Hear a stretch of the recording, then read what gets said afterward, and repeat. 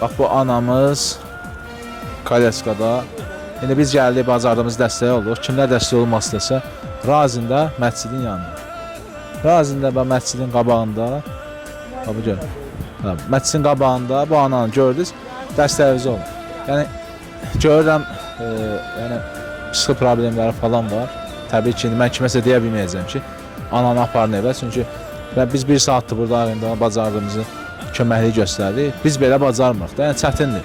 Ona görə də ancaq bunu deyə bilərəm ki, kimsə görəcəksə buradan, elə hərə biraz yeməyini, içməyini, oradan buradan dəstək olsa, pampersiz lazım olur.